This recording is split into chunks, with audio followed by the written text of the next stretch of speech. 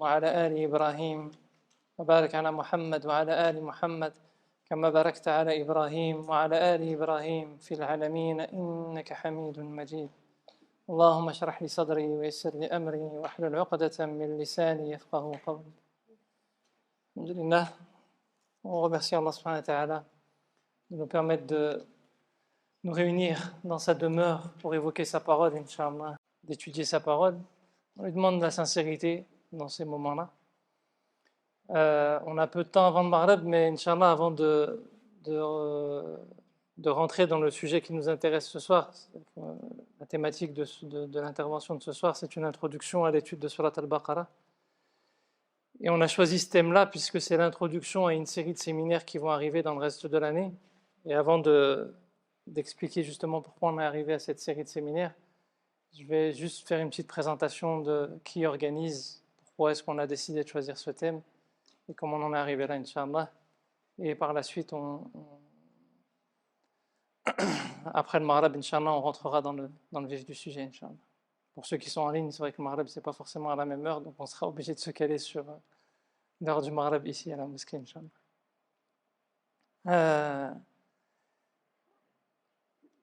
La structure qui organise la conférence de ce soir, donc elle s'appelle Coran Éducation, c'est l'institut qui fait partie des rencontres autour du Coran, qui organise plusieurs activités dont l'objet est d'essayer d'œuvrer autour du Coran, de cheminer autour du Coran, de se rappeler la parole d'Allah subhanahu wa ta'ala, de mieux comprendre la parole d'Allah subhanahu wa ta'ala. Mais cette structure, avant d'en parler un peu plus en détail, en réalité, elle fait partie d'un autre projet, d'une autre association qui œuvre dans cette mosquée, qui s'appelle Aux Sources, et qui a deux grandes finalités. La première des grandes finalités, c'est de nous aider à mieux renouer avec les sources de l'islam, que sont le Coran et la Sunna du prophète, alayhi salatu wassalam. Parce que, alhamdoulilah, on a une communauté qui est très riche, qui est très généreuse en temps, en dévouement, en argent peut-être aussi, mais surtout dans le fait de se soucier des autres. Sauf que, malheureusement, parfois, on est souvent la tête dans le guidon quand on essaie de se mettre au service d'Allah subhanahu wa ta'ala, parce qu'il y a tellement de problèmes et de difficultés à gérer que parfois on se laisse prendre et puis on avance et on oublie qu'on a un modèle, qu'on a un exemple en la personne du prophète alayhi salatu wassalam, qu'on a un guide entre les mains qui est la parole d'Allah subhanahu wa ta'ala, et on oublie d'y revenir. Et on va faire parfois du travail social, on va parfois œuvrer pour la justice, on va parfois faire de l'éducation spirituelle, en oubliant même de revenir à nos références premières qui nous apprennent comment œuvrer pour la justice, comment œuvrer pour certains concepts, etc.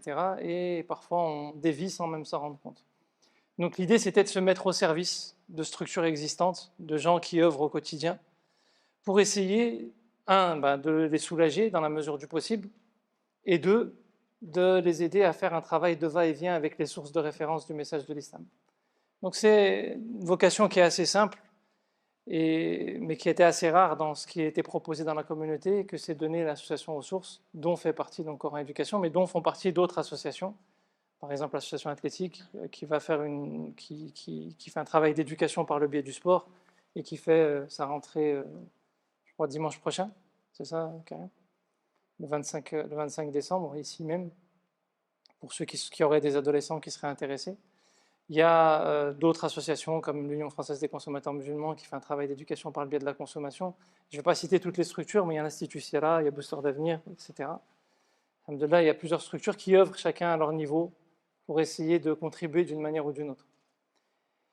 Coran Éducation, donc c'est un des projets des rencontres autour du Coran. Dans le cadre des rencontres autour du Coran, on essaye de faire en sorte que la parole d'Allah subhanahu wa ta'ala redevienne vraiment notre référence première. Parce que quand on a un problème, on va peut-être parfois aller parler à un ami, on va parfois aller voir un avocat, on va parfois aller voir un conseiller, on va parfois aller voir... Et on attend souvent le moment un peu extrême pour aller demander à Allah subhanahu wa ta'ala. Alhamdoulilah, on a encore ce réflexe d'aller demander à Allah subhanahu wa ta'ala dans nos invocations, mais on oublie qu'il nous a déjà répondu. En réalité, sa parole, c'est déjà une réponse. Il sait déjà les épreuves, il sait déjà les difficultés, et c'est un livre qui est infini. Je dis souvent, à partir d'un livre, d'un ouvrage qui est la parole d'Allah subhanahu wa ta'ala, il y a des bibliothèques entières qui ont été rédigées. Pourquoi ? Parce que c'est un livre inépuisable d'enseignement. Et l'idée, c'est déjà de nous aider à renouer avec sa parole. Qu'on soit arabophone, qu'on ne le soit pas, qu'on soit expert en sciences religieuses ou qu'on ne le soit pas, c'est un guide pour l'humanité. Et quand Allah subhanahu wa ta'ala nous dit que cette parole est un guide pour l'humanité, ça n'est pas une parole comme ça en l'air. C'est que n'importe qui peut avoir accès à la parole d'Allah subhanahu wa ta'ala. Alors après, bien sûr, est-ce que c'est avoir accès pour proposer des commentaires et des tafassirs, ou est-ce que c'est avoir accès pour méditer simplement ses problèmes? C'est deux choses différentes. Il faut avoir de la modestie, de l'humilité dans l'étude de la parole d'Allah subhanahu wa ta'ala, et avoir des objectifs à la hauteur aussi de ses capacités. Mais on a tous la possibilité d'accéder à sa parole, et c'est un de nos objectifs. Bien entendu, ça passe par des clés comme savoir renouer avec les enseignements du prophète, savoir renouer avec l'étude de la langue arabe. Et un des premiers projets qu'on avait mis en place, c'était ces deux études-là, c'était d'étudier la révélation, mais sous un nouvel angle, à travers l'angle des circonstances de révélation.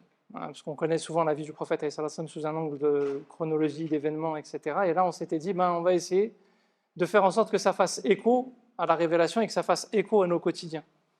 De la même manière, dans l'étude du Coran, on essaye d'apprendre la langue arabe, mais souvent on cherche à former des arabophones, et on se rend bien compte que ce n'est pas forcément l'objectif que la plupart des gens ont.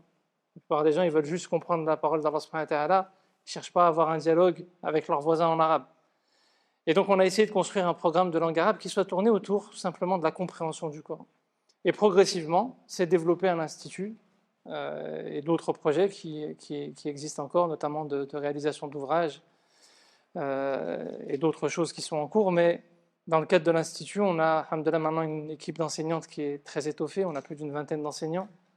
On travaille beaucoup sur la formation des enseignants, sur le fait de travailler aussi sur ce volet de faire en sorte que les étudiants créent une relation intime avec le Coran et pas une relation de dépendance avec leur enseignant.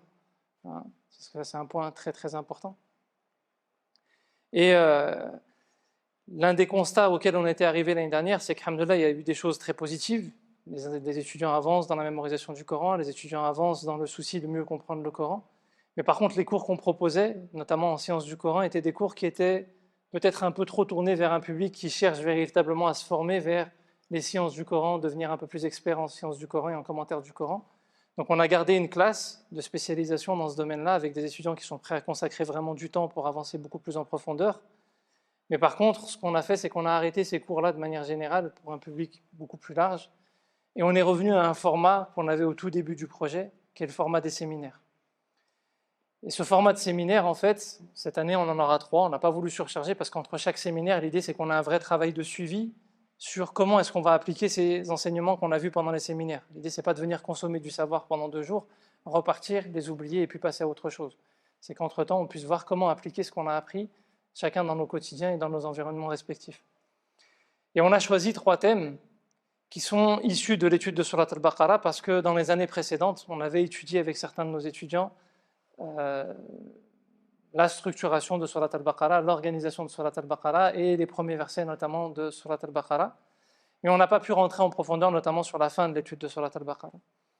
L'objet de mon intervention juste après le Maghreb, ce sera de revenir justement sur les enseignements généraux de Surat al-Baqarah et son organisation, pour que tout le monde reparte un peu avec ces éléments clés, et notamment pour ceux qui vont aller dans l'étude des séminaires, vous compreniez pourquoi à la fin on va focaliser sur ces 3 thèmes que sont la question de la famille, et notamment le rapport au mariage et au divorce, la question des rapports de pouvoir, que ce soit en politique, mais surtout dans la vie familiale, dans la vie associative, les enjeux de pouvoir sont souvent très importants dans nos sociétés, et la question de l'économie et du partage, mais de l'économie dans une approche islamique. On ne va pas faire un cours d'économie de faculté, mais l'idée c'est d'étudier le modèle de partage dans l'approche islamique. Et ces 3 thèmes-là, en fait, sont les 3 thèmes de la fin de Surat al-Baqarah. Ce sont les 3 études de cas qui viennent illustrer tous les enseignements qu'on a dans le début de Surat al-Baqarah. Et on a choisi donc de rentrer en profondeur donc, sur chacun des week-ends sur un de ces thèmes-là pour pouvoir aller beaucoup plus en profondeur sur l'étude de ces thèmes-là et essayer de partir avec des clés pratiques qu'on va essayer d'appliquer après chacun dans nos quotidiens. Vous comprendrez mieux, j'espère, après à la fin de la conférence, pourquoi justement ces thèmes et comment on en arrive à ces thèmes et tout le volet introductif, Inch'Allah. Donc je vous disais avant la prière du Maghreb qu'on va s'arrêter sur l'étude de Surat al-Baqarah et l'organisation de Surat al-Baqarah en introduction à ces 3 séminaires qui seront organisés dans le courant de l'année, Inch'Allah. Surat al-Baqarah, vous le savez, je pense, c'est la plus grande sourate du Coran et elle est souvent connue parce qu'elle est la plus grande sourate du Coran, parce qu'elle est la première sourate après Surat al-Fatiha. Mais déjà, avant de rentrer dans son étude, il y a des choses que nous dit le prophète alayhi salatu wassalam à son sujet et qui vont nous éclairer sur la manière d'étudier cette sourate. Le prophète alayhi salatu wassalam, il dit par exemple que sourate al-Baqarah, il dit chaque chose a un sommet. Et le sommet de sourate al-Baqarah, le sommet du Coran, plutôt, excusez-moi, c'est sourate al-Baqarah. Chaque chose a une essence. Et l'essence du Coran, c'est al-Mufassal. Al-Mufassal, c'est selon les textes, 7 premières ou 8 premières sourates du Coran et qui ont un statut particulier. Et la sourate qui a introduit al-Mufassal, c'est sourate al-Baqarah. Et on dit que chacune des sourates qui vient derrière vient simplement éclairer certains aspects de sourate al-Baqarah, notamment Saïd Hawa dans son commentaire du Coran. Il a cette approche-là où il nous dit qu'en fait, toutes les premières sourates du Coran ne sont qu'un éclairage nouveau des enseignements qu'on a déjà dans sourate al-Baqarah. Donc si on comprend bien sourate al-Baqarah, on a déjà compris l'essence même du Coran. Et surtout, le sommet, c'est quoi? C'est l'endroit où tu vois le mieux. Quand tu te positionnes au sommet d'un endroit, c'est pour pouvoir avoir de la visibilité, pour avoir une vue d'ensemble qui te permette de voir le mieux possible. Et sourate al-Baqarah, elle donne de la clarté. Pour ceux qui ont déjà étudié un peu ce qu'on appelle ilm al-munasaba, l'organisation du Coran, quand vous rentrez par exemple dans sourate al-Imran, les sujets sont très changeants. C'est très difficile de repérer l'organisation de sourate al-Imran. Sourate al-Baqarah, c'est très simple en vérité. Pour quelqu'un qui prend un peu le temps d'étudier, c'est quoi les clés, c'est quoi la méthodologie de cette approche dans le commentaire du Coran. En réalité, c'est une sourate qui est très simple à lire et on va rentrer un petit peu dedans aujourd'hui.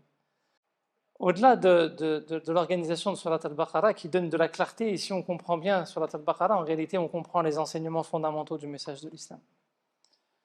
C'est valable aussi pour d'autres passages du Coran. Ali ibn Abi Talib disait que Surat al-Asr elle aurait pu suffire, Hassan al-Basri disait qu'elle aurait pu suffire, plutôt, excusez-moi. Donc il y a beaucoup de passages comme ça dans le Coran qui ont une capacité de synthèse. Surat al-Fatiha en est une aussi. Le prophète il nous dit aussi une autre chose sur Surat al-Baqarah qui a une grande importance qu'on retrouve dans d'autres textes. Dans d'autres textes, il dit que c'est une bénédiction, etc. Mais il nous dit aussi, ne laissez pas vos demeures comme des tombes, et Satan fuit l'endroit où est récité Surat al-Baqarah. C'est-à-dire que Surat al-Baqarah elle a une clarté par rapport à la capacité d'analyse intellectuelle et par rapport à des éléments visibles qui peuvent nous aider à mieux organiser notre monde, à mieux prendre des décisions, etc. Mais elle a aussi un impact énorme dans le monde invisible. Les shayatin fuient l'endroit où est récité Surat al-Baqarah.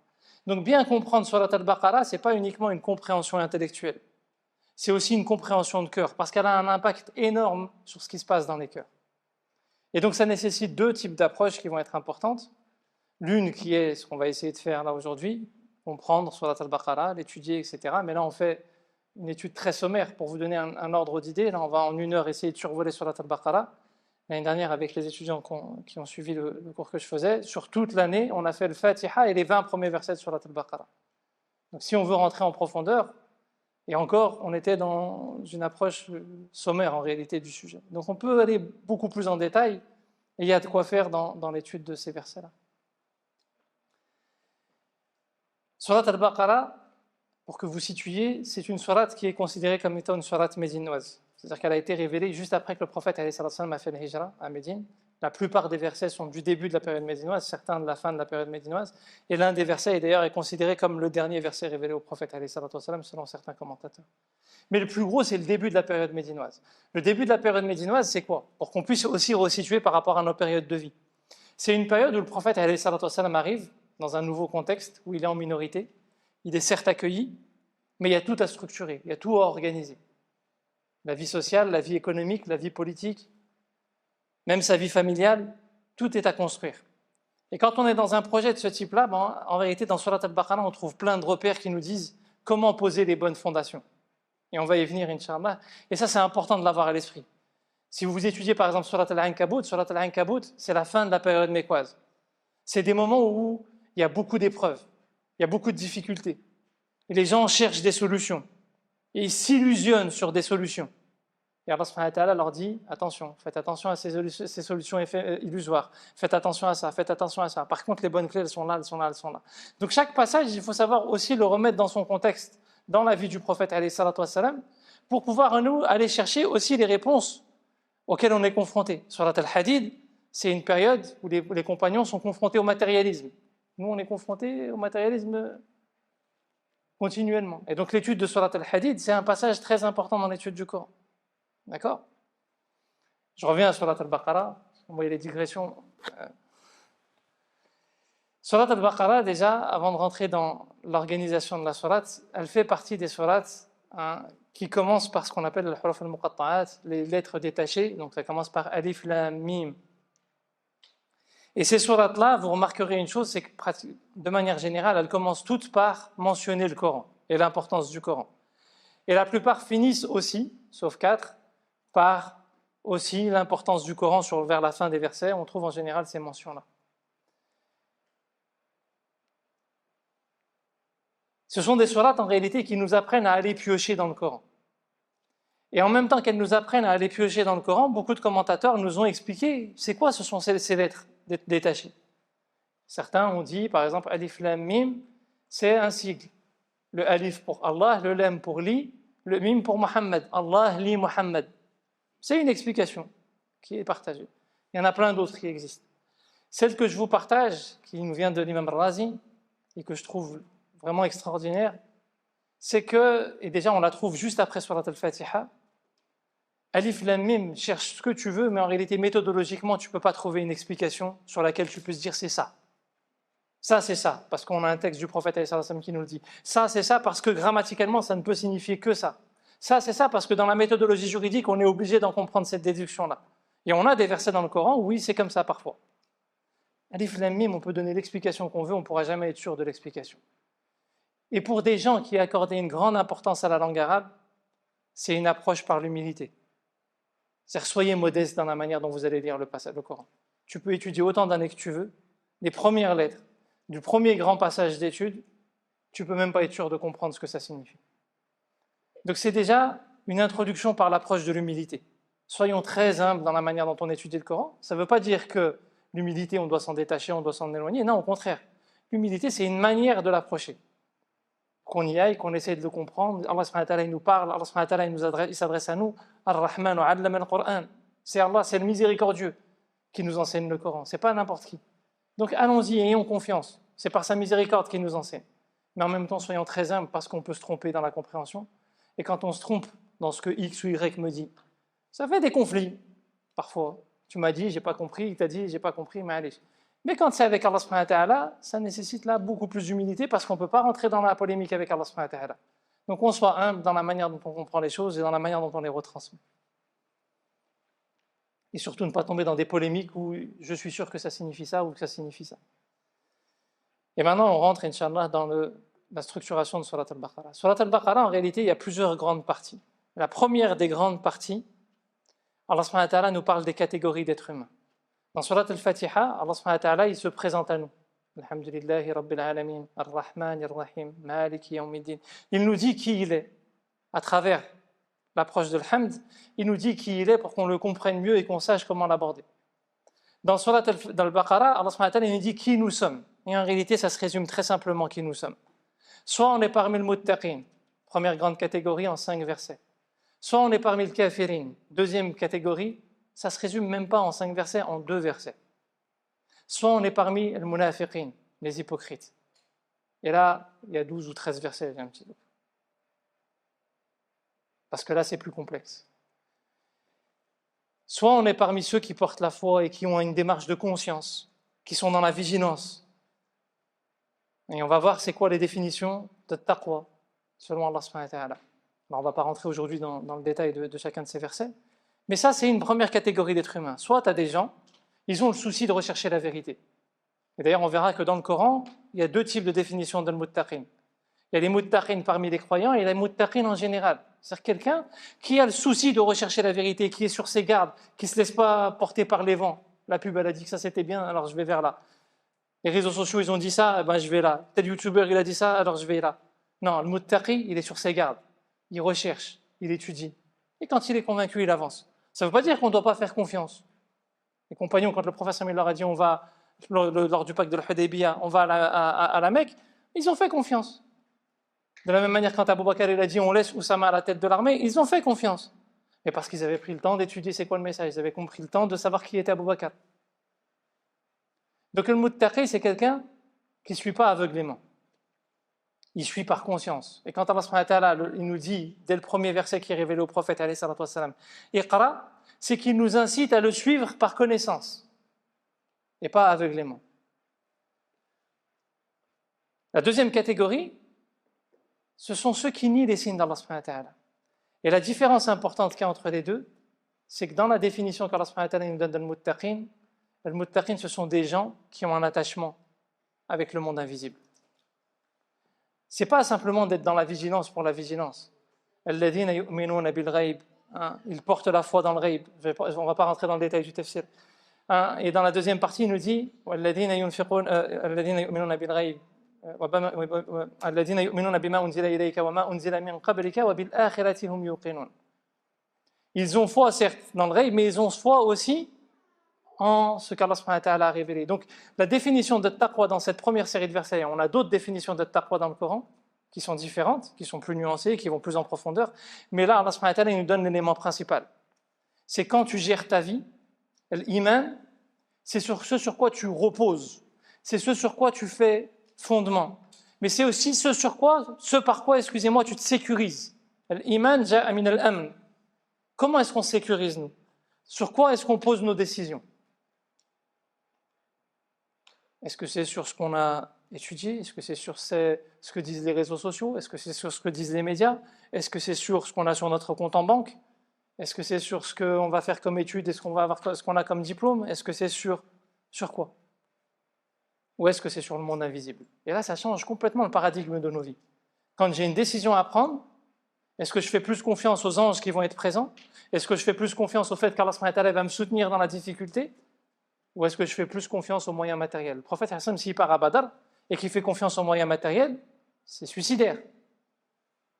Mais il ne fait pas confiance aux moyens matériels. Ça ne veut pas dire qu'il ne les réunit pas. Ça ne veut pas dire qu'il ne les organise pas. Il prend les moyens qu'Allah subhanahu wa ta'ala lui donne, il les organise, il les structure, et il fait avec ces moyens-là, mais il remet sa confiance et il se sécurise dans le monde invisible. Et chacun de nous, tous les jours, on a des décisions à prendre.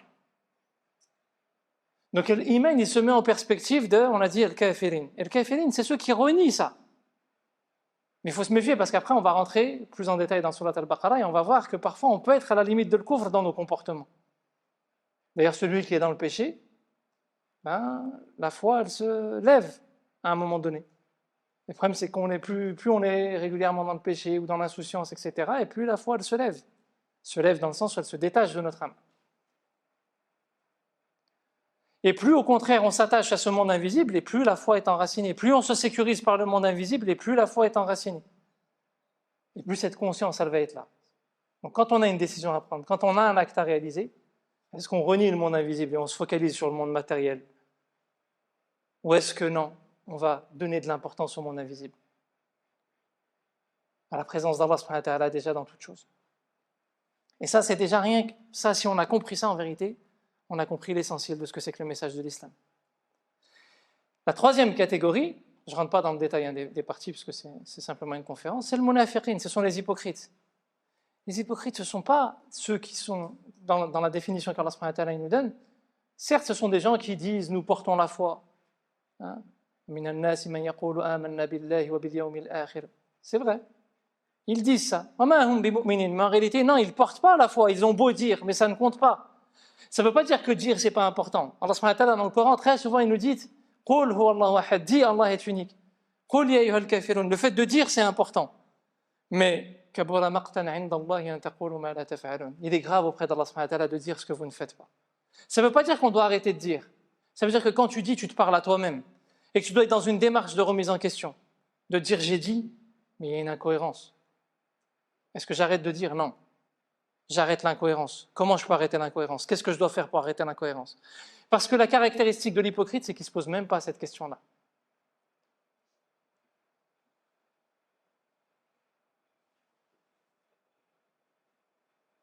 Et d'ailleurs, quand on leur dit d'aller vers l'islah, de se réformer, qu'est-ce qu'ils disent? Non, nous, on est parmi ceux qui ont une vie saine. Ils ne se rendent même pas compte.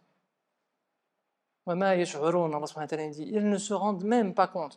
Donc ça veut dire quoi? Que l'hypocrite, parfois on peut tomber vers la porte de l'hypocrisie. quand dans nos comportements, on devrait s'attacher à la fois au monde invisible dans nos décisions, au monde invisible même dans ce qui se passe dans nos épreuves. Parfois, telle personne, elle t'a fait ça ou elle t'a fait ça.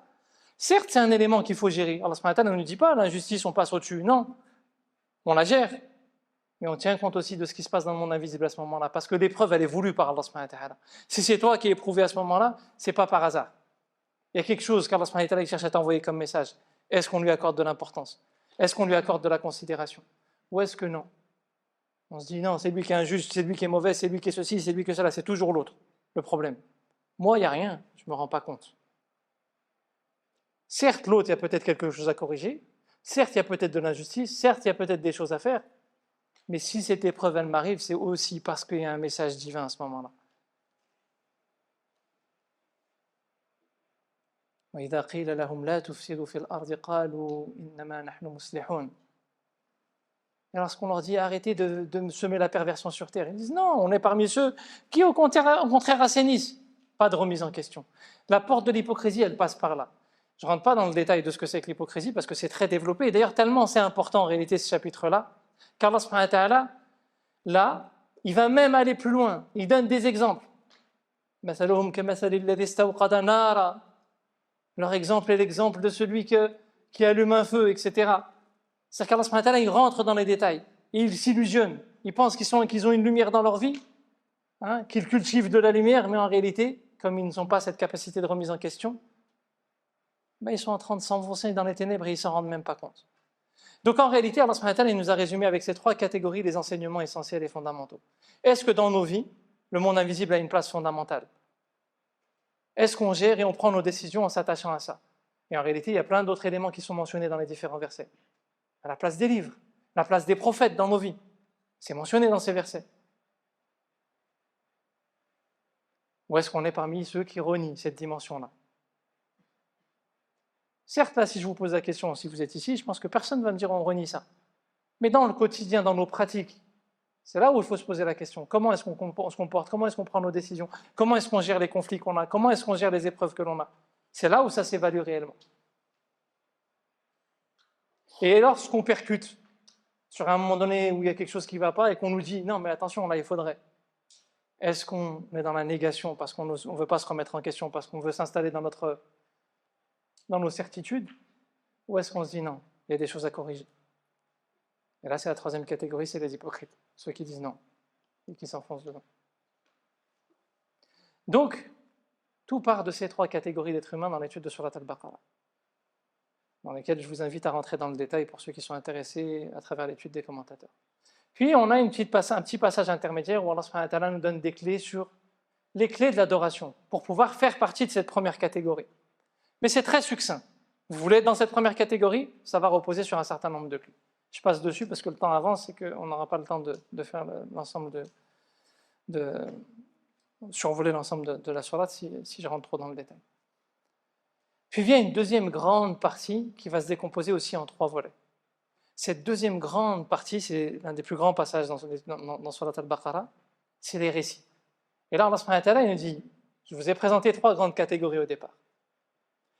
Mais si vous voulez vraiment comprendre ces trois grandes catégories, on va parler de certains êtres humains qui ont été confrontés à la foi, qui ont été confrontés à la révélation et comment ils se sont comportés. Il y a un petit passage au départ, c'est l'histoire d'Adam alayhi salam. Adam, Allah subhanahu wa ta'ala lui a donné. D'accord? Il lui a donné des noms. Il l'a élevé au-dessus des anges. Et est-ce qu'il a réussi l'épreuve? Est-ce qu'il a réussi? Il a échoué. Est-ce qu'il a été condamné à l'enfer? Non, c'est un de nos prophètes, c'est notre père. Allah subhanahu wa ta'ala lui a pardonné. Mais pourquoi? Allah subhanahu wa ta'ala lui a pardonné parce qu'il a su revenir. Il n'était pas dans la catégorie des hypocrites. Que tu tombes à un moment donné, comme je disais, comme il nous enseigne le prophète alayhi salatu wassalam, quand tu es dans le péché, la foi elle s'élève, elle part à ce moment-là. Mais quand tu reviens, la foi elle revient. Donc c'est pas inéluctable. Comme il dit le prophète alayhi salatu wassalam, tous les enfants d'Adam sont sujets à l'erreur, sujets au péché. Mais le meilleur de ces êtres qui sont sujets au péché, donc des êtres humains, ce sont ceux qui reviennent. On va tous commettre des erreurs, on fait tous des péchés. L'objectif de de l'intervention, c'est pas de dire comment on fait pour devenir parfait. Là, on abandonne tout de suite, c'est fini, c'est pas la peine de chercher. Il n'y a que le prophète alayhi salatu wassalam. Et même le prophète alayhi salatu wassalam était parfait par son lien à la révélation. Quand Ibn Abi Maktoum il vient le voir et qu'il lui dit qu'il est intéressé par le message de l'islam et que le prophète alayhi salatu wassalam il se détourne, Allah subhanahu wa ta'ala il le reprend, il le corrige. Ce lien intime qu'il a avec la révélation fait que le prophète alayhi salatu wassalam il est infaillible. Et donc Allah subhanahu wa ta'ala il nous montre comment avoir cette possibilité de retour par ce lien intime avec le Coran. Et Adam, Allah subhanahu wa ta'ala lui a appris les noms. Comme nous, on apprend là le Coran, on apprend sa parole.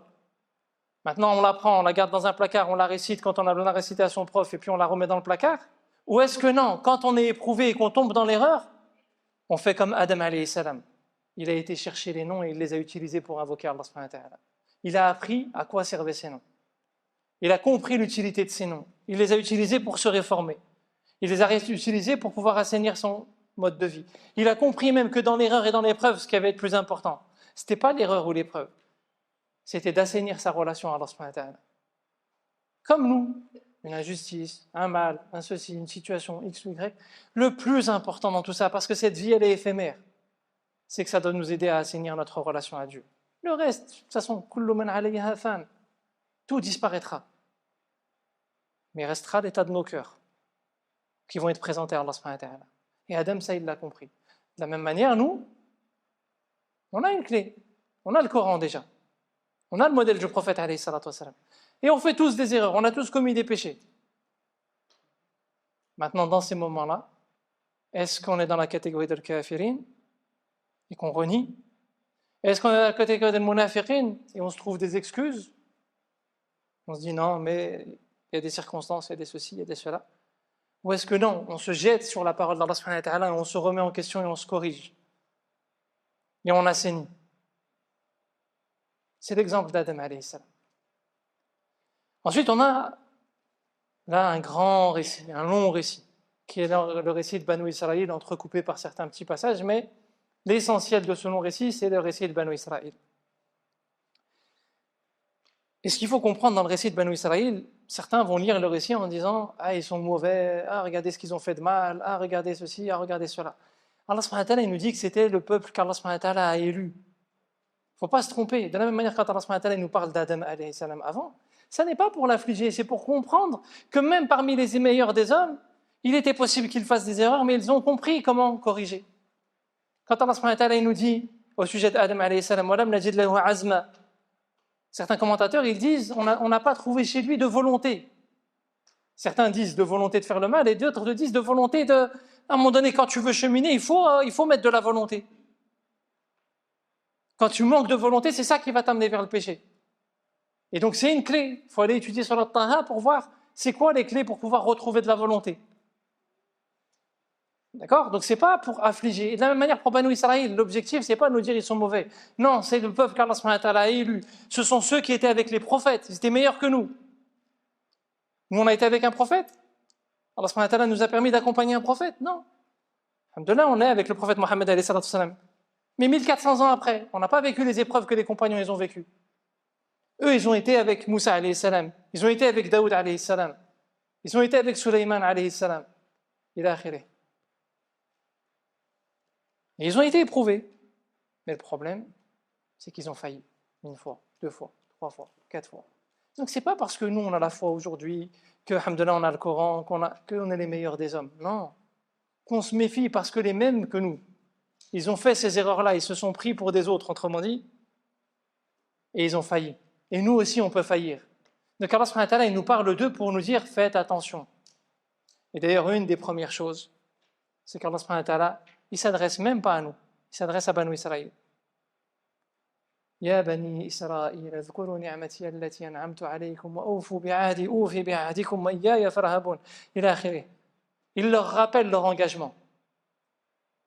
Et tout au long du récit, Allah subhanahu wa ta'ala, il nous explique comment, sur la base des engagements qu'ils ont pris, comme nous on prend des engagements avec Allah subhanahu wa ta'ala.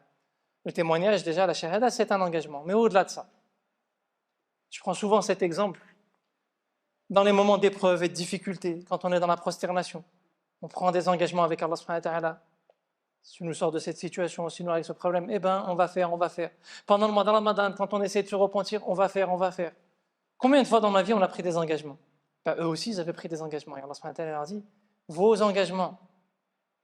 Et en réalité, elle est en train de nous dire à nous, vos engagements. Parce que le fasiqin, juste avant, c'est qui?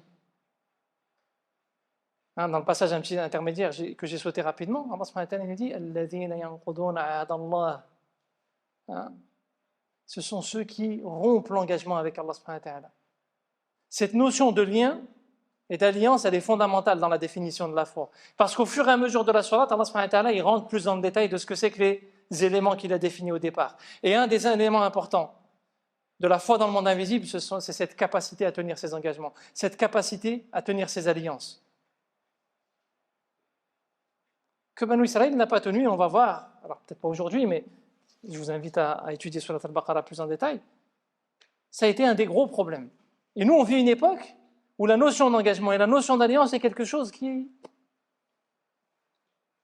On s'inscrit à un truc, mais allez, c'est pas grave, j'ai pas le temps, j'ai des excuses, on a tous des excuses. J'ai certains frères, si je m'accorde des excuses, on a tous des excuses. Mais tu t'es engagé, il n'y a pas d'excuses. Parce que ton engagement avant d'être avec telle personne ou telle personne, il est d'abord avec Allah subhanahu wa ta'ala. Chaque engagement que l'on prend, quand Allah subhanahu wa ta'ala dit dans Surat al-Mu'minun, وَالَّذِينَ هُمْ لِأَمَانَاتِهِمْ وَعَهْدِهِمْ رَاعُونَ. Ils disent, Allah subhanahu wa ta'ala, il a mentionné en fait 2 fois la même chose, mais ce n'est pas la même chose. Parce que l'amana, c'est le lien avec Allah subhanahu wa ta'ala, et l'ahd, c'est l'engagement avec les gens, dans ce verset-là, spécifiquement. C'est que ces 2 engagements sont indissociables. Quand tu t'engages avec quelqu'un, tu es en train de tisser un pacte avec Allah subhanahu wa ta'ala. Donc déjà, c'est quoi cet engagement? Est-ce que c'est vraiment pour Dieu? Est-ce qu'il a de la valeur auprès d'Allah subhanahu wa ta'ala? Et si c'est le cas, avant de te préoccuper de ce que fait la personne ou pas, etc., rappelle-toi d'abord que c'était un engagement avec Allah subhanahu wa ta'ala. Et donc tout part de là.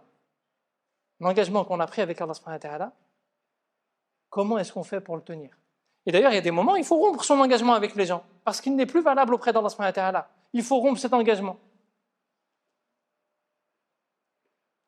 الذين تحابوا في الله وتفرقوا في الله. Le hadith du prophète, ceux qui se sont aimés en Dieu, qui se sont reliés en Dieu, mais c'est quoi aussi? Qui se sont séparés en Dieu.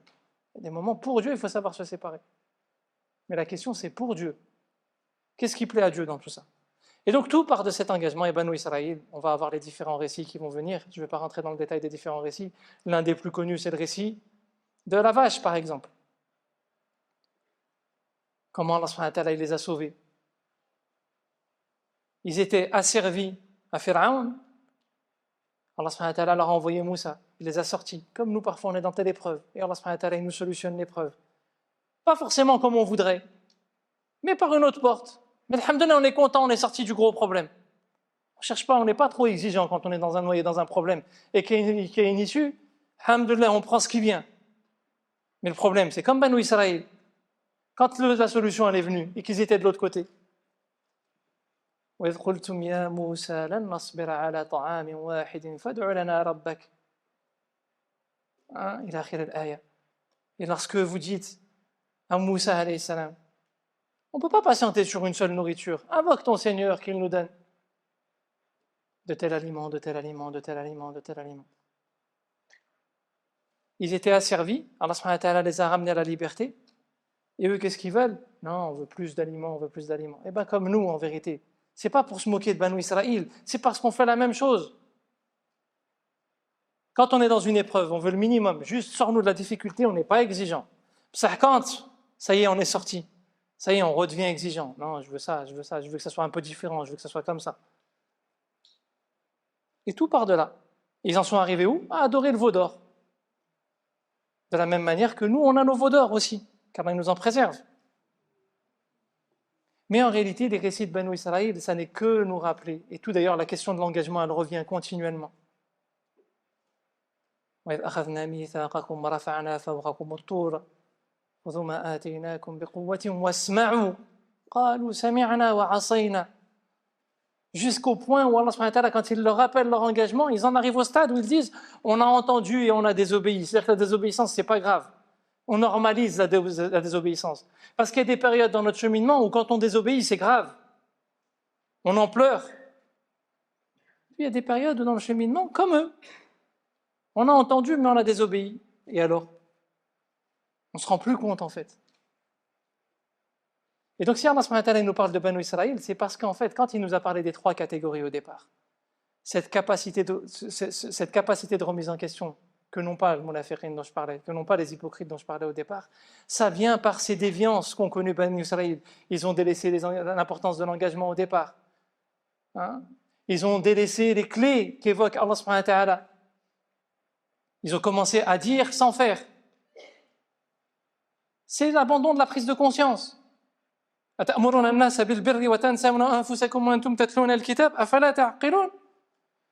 Vous dites aux gens de faire et vous de bien. Et vous vous oubliez vous-même. Allah subhanahu wa ta'ala ne dit pas d'arrêter de dire. Mais tu ne peux pas t'oublier toi quand tu dis. En plus, c'est quoi? C'est le fait de réciter, mais de suivre le livre. C'est-à-dire qu'à ce moment-là, ils ne sont pas encore dans le délaissement complet du livre. C'est ça qui est important. Est-ce que vous ne raisonnez pas? Ok, qu'est-ce qu'il nous dit à ce moment-là? Quand tu en arrives à ce stade-là, c'est-à-dire qu'au fur et à mesure, tout au long de la salat, Allah subhanahu wa ta'ala nous donne les clés. Entraidez-vous par la patience et la prière. C'est-à-dire que restez attaché au groupe avec les difficultés que ça a, cet attachement-là, il va vous aider à vous remettre en question. Quand tu vas vers l'individualisme vers lequel nous pousse la société, vers cet isolement vers lequel nous pousse cette société, ben là tu vas te conforter dans toi, t'es bien, t'es meilleur que les autres, ou c'est l'autre qui a un problème, toi t'as des péchés, certes t'es ceci, cela, mais l'autre c'est pire. Non, c'est ensemble. Le prophète alayhi salam, s'il avait voulu tomber dans cette question du jugement, autour de lui il y avait des vrais hypocrites, il y avait une vraie liste de vrais hypocrites, parmi ceux qui vont être dans les plus bas degrés de l'enfer, pas juste certains qui ont quelques caractéristiques de l'hypocrisie. Qu'est-ce qu'il a fait? Il les a laissés. Il les a même pas détachés du groupe. Parce que le groupe, c'est pas une notion de qualité, de on va prendre que les meilleurs. Non. On prend ceux qui essayent de cheminer. Et à l'intérieur, il y a des mauvais, il y a des bons, il y a des ceci, il y a des cela. Il y aura peut-être même des hypocrites. Comme ici, il y a peut-être des gens, renseignements généraux. Et alors, qu'est-ce qu'on en a à faire? Nous, on est là pour transmettre le message. Et la baraka, elle vient d'Allah subhanahu wa ta'ala, elle ne vient pas de un tel ou de un tel ou de un tel. Allah subhanahu wa ta'ala va l'amener par un tel, un tel, un tel, un tel. Mais il peut changer demain, ça sera un autre tel.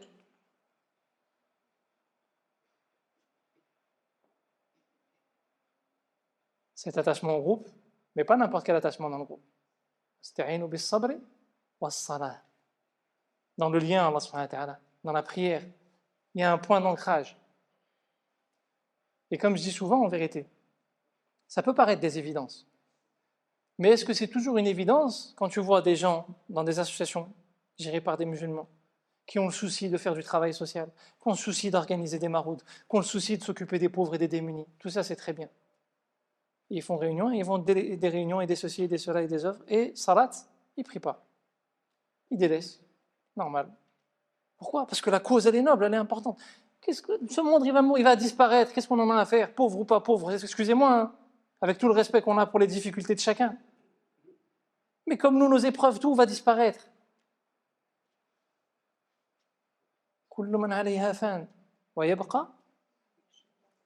Exactement. Il ne restera que Allah subhanahu wa ta'ala. Et ça, on ne peut pas le délaisser. Et le problème de Banu Israël, c'est qu'ils ont oublié. Ils ont été sauvés dans l'épreuve. Ils ont fait quoi? Ils ont commencé à s'attacher à plus. On veut ce monde-là, on veut des choses, on veut ceci. Et parfois, on le justifie même dans un objectif d'adoration. Et puis après, ils ont commencé à prendre en dénigrement les ordres d'Allah subhanahu wa ta'ala. Cet ordre-là, ouais, mais est-ce qu'il a de la valeur? Est-ce qu'il est important? Est-ce qu'il est ceci? Est-ce qu'il est cela? Est-ce qu'il est... On commence à devenir des fuqaha, on devient des juristes. Et on rentre dans ce qui nous paraît, nous, être plus important que ce qui est ou pas plus important. Comme ils ont fait, eux, la polémique. Le plus important dans la problématique de l'histoire de la vache, c'est la polémique. C'est ça le plus gros problème. C'est quand Moussa, il leur donne un ordre, et eux, qu'est-ce qu'ils font? Certes, l'ordre, et là, tu ne peux pas trouver plus incohérent, il y a un mort. D'accord? Il y a un mort. Va égorger une vache. Pourquoi faire? Pour couper un morceau, pour taper le mort avec. Vas-y, trouvez le raisonnement maintenant. Pourtant, Allah subhanahu wa ta'ala, il a ordonné, tu appliques.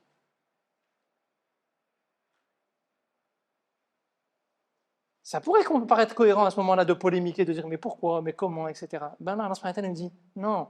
Soit vous avez compris que c'est la clé, elle est dans le monde invisible, et dans la relation avec Allah subhanahu wa ta'ala, et que les vraies solutions, elles partent de là, et que le monde matériel et la connaissance dans ce monde-là, ça n'est qu'une continuité, et fait avec ce que tu as. Mais la vraie force, c'est l'attachement au monde invisible. Soit vous n'avez pas compris, et ça, si vous le faites disparaître, et ben ouais, là, tu vas faire que polémiquer. Pourquoi est-ce que ceci, pourquoi est-ce que cela, pourquoi est-ce que cela? Et la conséquence, c'est quoi?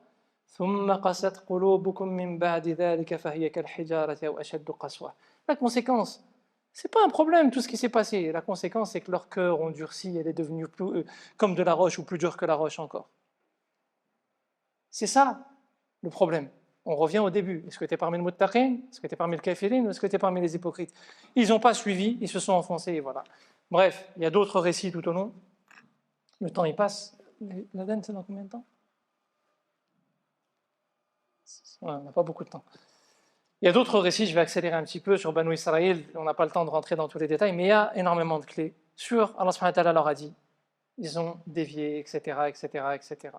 Et puis après, on a le récit sur Ibrahim alayhi salam, qui lui n'était pas croyant à la base. Et il a cherché, et il a trouvé.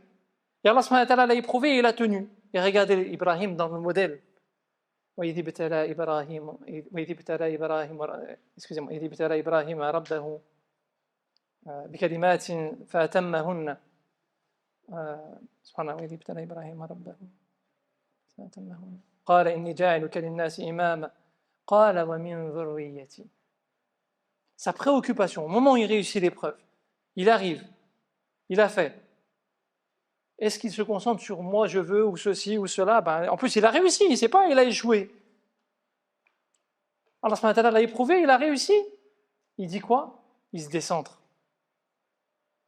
Il se met au service. Et ceux qui vont venir après moi, et ma descendance après. On a aussi le modèle de ceux qui ont réussi. Bon, on ne va pas rentrer dans le récit d'Ibrahim, c'est pareil. Mais on a des clés pareilles sur comment est-ce qu'Ibrahim a réussi. Deuxième grande partie se termine.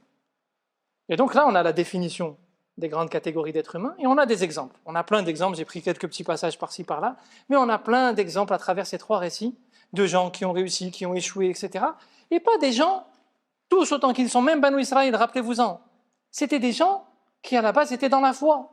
Donc c'est des clés pour nous. Comment est-ce qu'on risque de dévier? Comment est-ce qu'on risque de se tromper? Comment est-ce qu'on chute? Quand on chute, comment on fait pour revenir? Comment, quand on réussit dans l'épreuve, on doit se comporter? Est-ce qu'on s'enorgueillit? Est-ce qu'on se cite comme on nous le vend dans cette société quand tu réussis quelque chose? Non, ils se décentrent. Moi, je ne suis pas important dans tout ça. Etc. Et on arrive à la moitié de Surat al-Baqarah. Et d'ailleurs, la symbolique, on arrive à moitié de Surat al-Baqarah, ce sont les versets sur le changement de qibla. Et là, il y a un bouleversement qui se passe. Changement de qibla, il y a plein d'enseignements sur le changement de qibla, sur le pourquoi, sur l'étude de ces versets, etc., sur les enseignements tirés. Le professeur Millah Medine, il veut changer de qibla, mais il n'arrive pas à assumer. Qu'est-ce qu'ils vont dire les gens?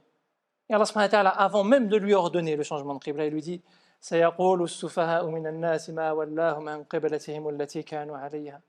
Les gens vils, les gens qui sont sots, qui n'ont pas de connaissances, qui polémiquent pour rien. Le sufaha, c'est celui, quoi que tu fasses, il va te trouver un truc qui ne va pas. Ils vont dire qu'est-ce qui les a fait changer de qibla. Pourtant, ils n'ont pas encore reçu l'ordre de changer de qibla. Le verset sur l'ordre de changer de qibla, il vient après. Donc le prophète, Allah subhanahu wa ta'ala est en train d'éduquer le prophète alayhi salatu wassalam. Si quand tu prends tes décisions, tu fais attention au regard des gens, tu vas te bloquer. Ce n'est pas le regard des gens qui doit déterminer tes décisions. Et on arrive au verset central. Et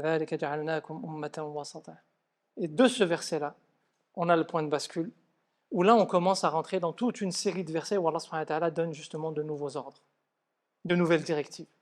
On avait les enseignements sur les grandes catégories d'êtres humains. On a les récits, comment ils vivaient, comment ils ont fait, comment ils ont bien respecté, comment ils ont mal respecté, etc. Et là maintenant Allah subhanahu wa ta'ala nous dit, maintenant vous avez un certain nombre de clés. Tenez ces clés-là si vous voulez cheminer correctement. Et au début, Allah subhanahu wa ta'ala, il va donner un certain nombre de clés sur la manière de se comporter. D'ailleurs, le changement de qibla, c'est une des premières grandes clés. La manière dont tu vas t'attacher aux règles ne doit pas dépendre du regard des gens. Regarde des gens, regarde, pense ce que tu veux ou ce que tu veux pas. Le jour où on va être mort et on va être devant Allah subhanahu wa ta'ala, le regard il va rien me servir, en bien ou en mal. Ce qui compte, c'est ce qu'Allah subhanahu wa ta'ala il pense de toi, avec toutes les faiblesses que tu as, mais aussi toutes les qualités que tu as. Et donc Allah subhanahu wa ta'ala il énonce une manière d'apprendre à se comporter. Comment est-ce qu'on doit se comporter face à ces nouvelles règles?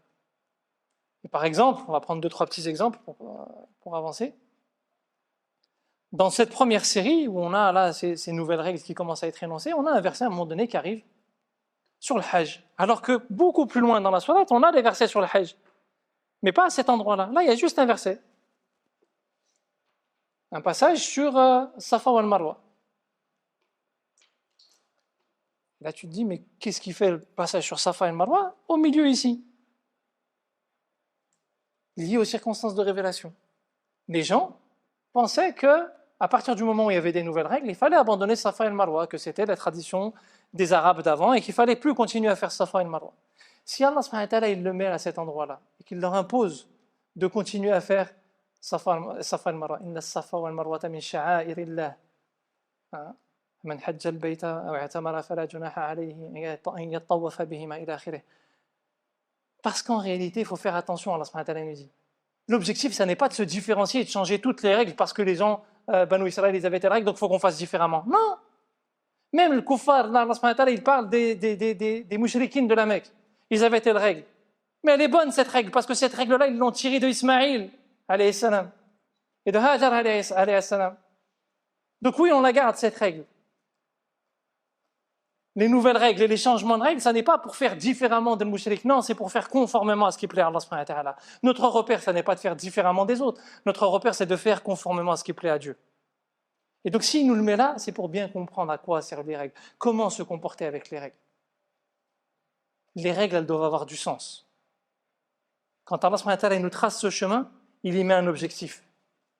Et au fur et à mesure, il nous détaille certes les nouvelles règles et il nous explique les objectifs parce que dans toutes les autres règles qui vont suivre, on va avoir chaque fois cette notion de taqwa qui revient. On revient au début de la sourate. Il nous parle de l'qasas, comment on dit déjà? La loi du talion, il va parler de taqwa. Il nous parle de Ramadan, il va parler de taqwa. Il nous parle de l'hajj, de qital, il va parler de taqwa. Il nous parle de l'hajj, etc. Il parle de taqwa à chaque fois. Donc il nous trace un chemin et en même temps il nous dit il y a un objectif. Donc faites attention, les règles sont importantes, mais on peut avoir deux comportements sur quelqu'un qui suit un chemin. Il y a celui qui a l'objectif et les règles, les limites là sur les côtés, elles le préservent de ne pas bifurquer, mais il regarde devant lui. Et il y a celui qui passe son temps à regarder les règles, et il oublie l'objectif. Le problème c'est qu'on a tous sur nos chemins des petites entailles, des petites bifurcations, etc. Et si tu regardes trop la limite, bah, quand ça bifurque, tu vas bifurquer avec. Parce que tu as oublié qu'il y a un objectif. Donc il faut regarder l'objectif et il faut se servir des règles. Mais pas dans l'autre sens. Et pas oublier les objectifs. Quand par exemple Allah subhanahu wa ta'ala nous parle du halal et dans l'alimentation. Allah subhanahu wa ta'ala nous impose dans les animaux d'abattre les animaux d'une certaine manière. Il nous donne certains interdits. Mais dans la série de versets, il nous rappelle qu'en réalité il y a une finalité. Et il y en a deux importantes. La première, c'est de consommer sainement. Celui qui a la foi, il doit consommer sainement. Celui qui n'a pas la foi, c'est pas grave. Mais il doit consommer avec des règles alimentaires. Ya ayyuhan nasu kulu mimma fil ardi halalan tayyiba. Il parle de halal là, à ce moment-là, des limites, des règles. Un peu plus loin, ya ayyuhal ladhina amanu kulu min tayyibati ma razaqnakum washkuru lillah. Il parle pas des limites. Celui qui porte la foi, c'est plus les limites qui sont importantes. Ça ne veut pas dire qu'il ne doit plus les respecter. Mais c'est que les limites, elles lui ont appris à vivre sainement. Elles lui ont appris à avoir une consommation saine. Donc si tu es dans la foi, ce qui est important, c'est plus tant ce qui est halal, c'est important.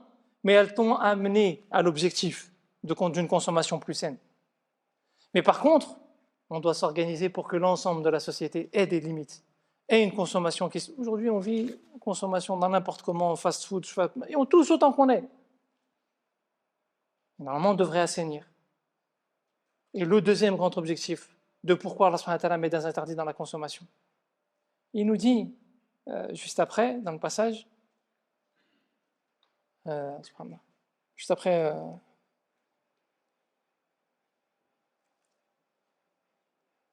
إن الذين يكتمون ما أنزل الله من الكتاب ويشترون إلى آخر الآية. Et certes, ceux qui cachent ce qu'Allah subhanahu wa ta'ala a révélé. Pourquoi est-ce qu'il nous parle de ça au moment où il nous parle des interdits? Parce qu'en réalité, Banu Israël, au début, ils avaient un certain nombre d'interdits.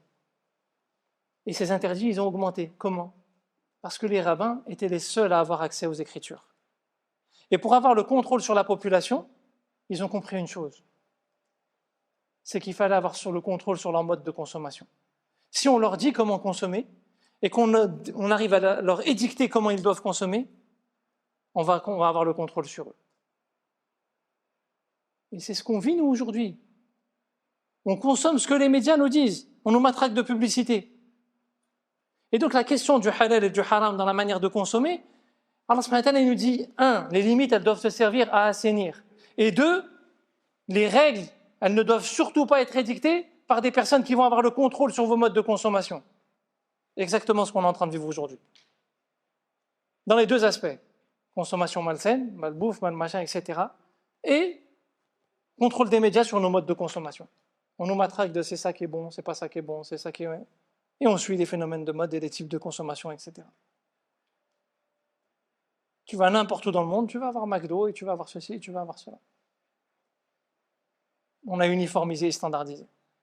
Pourtant, Allah subhanahu wa ta'ala nous dit, les nouvelles règles, elles ont un sens. Bref, je passe, parce qu'on arrive, faut qu'on aille sur la fin.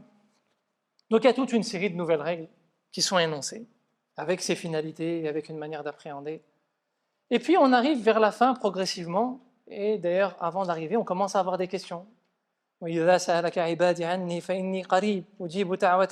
encore dans le cours, mais il commence à y avoir des questions pour pouvoir bien comprendre et affiner les enseignements. Et puis sur la fin, on a là toute une série de questions qui arrivent. Ils t'interrogent sur ce qu'ils doivent dépenser. Les enseignements, ils sont finis, maintenant posez vos questions. Le problème, c'est que toi, tu as parlé par exemple, pendant 1 heure de Surat al-Baqarah, et puis la question d'après, comme un jour, faisait un cours sur Surat al-Kahf, et on disait, Surat al-Kahf, dans le passage sur les jeunes de la caverne, le nombre Allah subhanahu wa ta'ala nous dit le nombre de jeunes qui étaient dans la caverne, c'est pas important dans la manière dont ils formulent les choses, c'est pour nous dire que c'est pas ça l'important. Allez vers les enseignements essentiels, ne vous noyez pas dans les enseignements secondaires. Première question, mais c'était combien au final?